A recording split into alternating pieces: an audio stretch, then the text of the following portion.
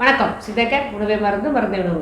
நம்ம ஊர்களில் ஒவ்வொரு வீட்லேயுமே ஒரு சுப நிகழ்ச்சி நடந்தது அப்படின்னா அது வெற்றிலை இல்லாமல் நடக்கவே நடக்காது. ஏன்னா நம்ம முன்னோர்கள் வெற்றிலையோட மகத்துவம் அவ்வளோ தெரிஞ்சவங்க. அதாவது அது அது இல்லாமல் நம்ம வீட்டில் ஒரு சுப நிகழ்ச்சி நடக்குது அப்படின்னா ஒரு சாதாரண எந்த நிகழ்ச்சியாக இருந்தாலும் வெற்றிலையோட முக்கியத்துவம் நமக்கு தெரியும்.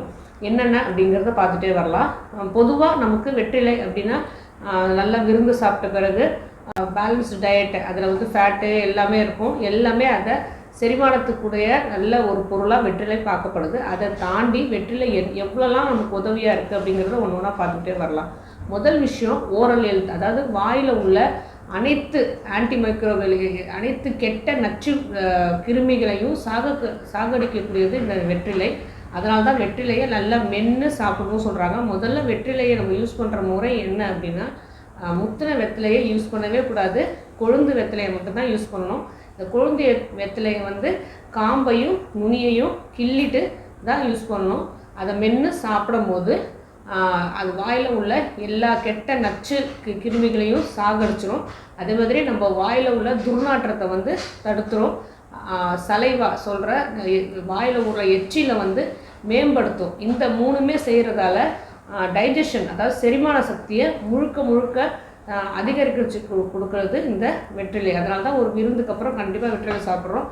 பொதுவாகவே வாரத்துக்கு 2 முறையாவது நல்ல வெற்றிலை, கொழுந்து வெற்றிலை கிடைச்சிது அப்படின்னா கண்டிப்பாக ஒரு 2 வெற்றிலை இல்லைனா 1 வெற்றிலைனாலும் சும்மா வாயில் சாப்பிட்ட பிறகு மென்னுட்டு வந்துடலாம். ஏன்னா வெற்றிலையோட லைட்டாக கொஞ்சம் சுண்ணாம்பு தடவி நம்ம சாப்பிடும்போது உடம்புக்கு அதிகமான கால்சியம் சத்து நமக்கு கிடச்சிரும். அதே மாதிரி வெற்றிலையோட இன்னொரு குணம் ஆன்டி இன்ஃப்ளமேட்டரி, அதாவது உள் உறுப்புகள்லையும் சரி நம்ம உடல் உறுப்புகள் எதுவாக இருந்தாலும் ஒரு வீக்கங்கள், அதாவது ஒவ்வொரு உறுப்புகளும் வேலை செஞ்சு டயர்டாகும் போது அந்த உறுப்புகளில் ஒரு வீக்கம் ஏற்படும். வீக்கம்ங்கிறது டயர்ட்னஸ் தான் சொல்கிறது.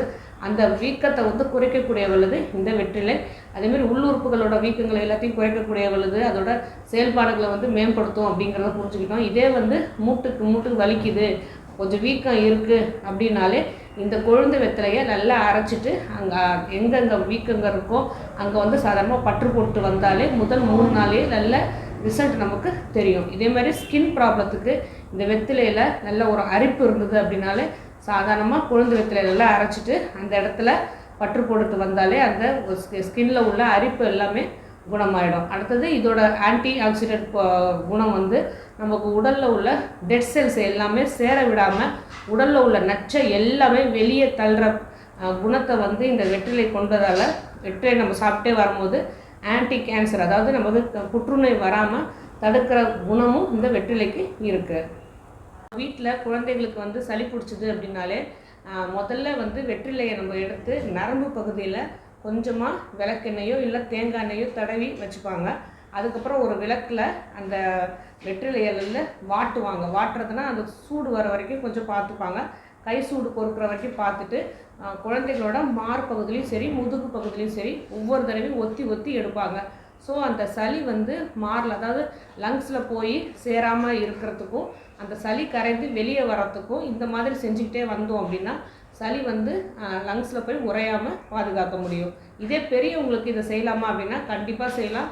இதில் பச்சை கற்பூரமும் அதில் கொஞ்சம் தடவிக்கிட்டோம். நெஞ்சு பகுதியிலையும் சரி முதுகு பகுதியிலையும் சரி பச்சை கற்பூரத்தையும் சேர்த்து தேங்காய் எண்ணெயிலையோ தடவிட்டு அதுக்கப்புறம் அந்த வெற்றிலையை வாட்டி நம்ம ஒட்டடை கொடுத்துக்கிட்டே வந்தோம் அப்படின்னா நெஞ்சு சளி கரைந்து அந்த அடுத்த இன்ஃபெக்ஷன் வராமல் நமக்கு பாதுகாத்து தந்துடும். அதேமாதிரி சிறு குழந்தைகளுக்கு சட்டன் சளி பிடிச்சாலும் சரி இந்த 4-5 கொழுந்து வெற்றிலையை நல்லா கொதிக்க விட்டுட்டு அதில் கொஞ்சமாக ஏலம், கிராம்பு, லவங்கப்பட்டை 3மே இதையும் நல்லா கொதிக்க விட்டுட்டு வடிகட்டி 2 பாலாடை அளவுக்கு கொடுத்தாலே போதுமானது. குழந்தைகளுக்கு உடனே சளி சரியாயிடும். வெற்றிலை டைஜஷன் பிரச்சனையை சரியாக்குன்னு சொல்கிறோம் இல்லையா? ஏன்னா வெற்றிலையில் உள்ள காரத்தன்மை வயிற்றுலேயும் குடல்லையும் உள்ள ஆசிட் லெவலை கரெக்டாக சுரக்க வைத்து அதனால தான் நமக்கு டைஜஷன் பிரச்சனை இல்லாமல் பாதுகாக்குது. அதே மாதிரி வெற்றிலையை தொடர்ந்து சாப்பிட்டு வந்தோம் அப்படின்னா முடி உதிர்வு, அதாவது முடி பிரச்சனை இருந்துச்சு அப்படின்னா, முடி நிறைய உதிர்ந்துச்சு அப்படின்னா முடி கொட்டுறது கொஞ்சம் கொஞ்சமாக நின்றுடும். முடி நல்ல நீளமாக வளரும். ஏன்னா முடிக்கு தேவையான விட்டமின் பி, விட்டமின் சி, அடுத்து விட்டமின் இ எல்லாமே கொடுக்கக்கூடியது இந்த வெற்றிலை. ஸோ இந்த வெற்றிலையை குழந்தைகளுக்கு சளி பிடிச்சாலும் வெளிப்பக்கமாகவும் யூஸ் பண்ணிக்கலாம். இல்லைனா ஆன்டி இன்ஃப்ளமேட்டரி, அதாவது வீக்கங்கள் எதாக இருந்தாலும் வெளிப்பூச்சாகவும் இதை பூசிக்கலாம். அதேமாதிரி டைஜஷன் பிரச்சனை, வாயில் ஏதாவது எந்த பிரச்சனையாக இருந்தாலும், உடம்புல உள்ள நச்சுக்களை நீக்கணுன்னாலும் இதை உள்ளுக்குள்ளேயே நம்ம மருந்தாகவும் எடுத்துக்கலாம்.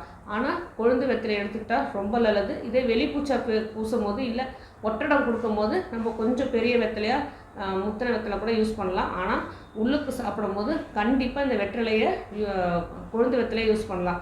இதே பெரியவங்களோ இல்லை ஒரு நோயாளிகளோ இந்த வெற்றிலை யூஸ் பண்ணலாமா அப்படின்னா சித்த மருத்துவரை அணுகி அவங்களுக்கு வெற்றிலை தொடர்ந்து சாப்பிட்றதாலே நிறைய பிரச்சனைகள் வரும். ஆனால் வெற்றிலையோடு சேர்த்து புகையிலை மற்ற பொருட்கள் சேர்த்து சாப்பிடும்போது கூட தான் இன்னும் பிரச்சனைகள் அதிகமாகும். சாதாரணமாக வெறும் வெற்றிலையை நல்ல சுண்ணாம்போட, அதுவும் லைட்டாக ரொம்ப லைட்டாக நல்ல சுண்ணாம்போட சேர்த்து சாப்பிடும்போது உடம்புல எதிர்ப்பு சக்தி தான் அதிகமாகும் தவிர அதனால் நமக்கு எந்த பிரச்சனையும் கிடையாது. ஆரோக்கியமாக வாழ்வோம். வேறு எதை பற்றி பேசணும் நீங்கள் நினச்சாலும் சரி தாராளமாக கமெண்ட் பண்ணுங்கள். உங்களுக்கு எந்த நோயாக இருந்தாலும் சித்தா கேரை அணுகுங்க.